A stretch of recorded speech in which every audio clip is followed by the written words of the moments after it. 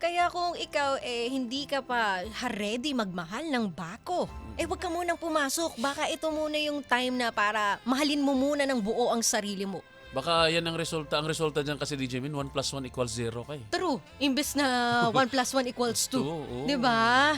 Kaya sa mga dyan, yung mga broken-hearted na ang kanilang rebound para makamove on ako, kailangan kong kumilala ng iba. Pero alam mo, may naalala Pangit yun. May naalala ko sa 1 plus 1 na yan. Ano yan? 1 plus 1 ko is equals 3 kasi. Bakit? Kasi alam kong mali, pero ikaw pa rin akong pinili. Look at you, girl. Ang ganda mo. The way you smile makes me high. Parang iba to. Diba na?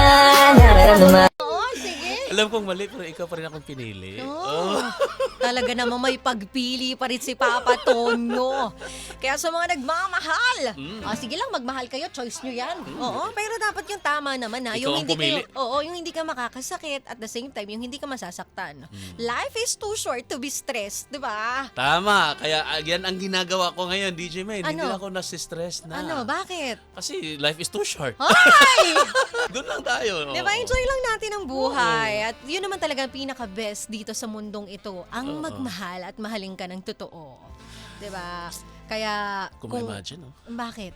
Kang lahat ng tao, pag sinasabing mahal kita, tapos mahalin ka Ang back. sarap sa feeling. Ang sarap sa feeling. Pero paano yan? Mayroon kang minahal dito at minahal ka. Tapos doon sa unahan, mayroon ding nagmamahal at minahal mo din. Ewan ko na lang Wala talaga na. sa'yo.